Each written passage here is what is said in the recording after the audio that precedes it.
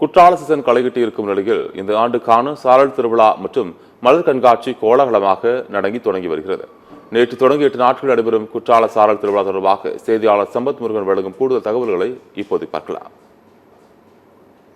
தென்காசி மாவட்டம் குற்றாலத்தில் சீசன் களைகட்டப்படுவதையொட்டி ஆண்டுதோறும் மாவட்ட நிர்வாகம் சார்பில் சாரல் திருவிழாவானது கொண்டாடப்பட்டு வருகிறது. அந்த வகையில் இந்த ஆண்டுக்கான சாரல் திருவிழா நேற்று தொடங்கிய நிலையில் 27ஆம் தேதி வரை என 8 நாட்கள் நடைபெறுகிறது.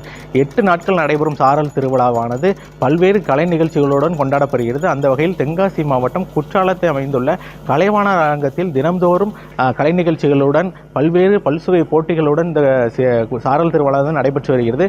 அந்த வகையில் நேற்று ஆனது கொழு குழந்தைகள் போட்டியில் தொடங்கிய இந்த சாரல் திருவிழாவானது இன்று யோகாசன நடனம் மற்றும் பளுதூக்குதல் போட்டி, படகு போட்டி என பல்வேறு நிகழ்ச்சிகள் இந்த 8 நாட்களில் நடைபெறுகிறது. இது ஒரு புறம் இருக்க, மற்றொரு புறம் ஐந்தருவி பகுதியில் மலர் கண்காட்சியும் நடைபெற்று வருகிறது. இந்த மலர் கண்காட்சியில் வண்ண மலர்களால் அலங்கரிக்கப்பட்ட பட்டாம்பூச்சி, யானைகள் உள்ளிட்டவைகள் சுற்றுலா பயணிகளின் கண்களுக்கு விருந்தாக படைக்கப்பட்டுள்ளது. அந்த வகையில் மாவட்ட நிர்வாகம் சார்பில் மாவட்ட ஆட்சியர் கமல் கிஷோரின் நடவடிக்கையின் காரணமாக பல்வேறு கலை நிகழ்ச்சிகளுடன் இந்த சாரல் திருவிழாவானது களைகட்டி காணப்படுகிறது. இங்கு வரக்கூடிய சுற்றுலா பயணிகள் இந்த சாரல் திருவிழாவில் ஆர்வமுடன் கலந்து கொள்கின்றனர். மேலும் மாலை நேரத்தில் கலை நிகழ்ச்சிகள், பாடல்கள் என பல்வேறு நிகழ்ச்சிகள் நடத்தப்படுவதன் காரணமாக குற்றாலத்தில் இந்த ஆண்டுக்கான சாரல் திருவிழா களைகட்டி கோலாகலமாக காணப்படுகிறது என்பது குறிப்பிடத்தக்கது. சத்தியம் செய்திகளுக்காக குற்றாலத்திலிருந்து சம்பத் முருகன்.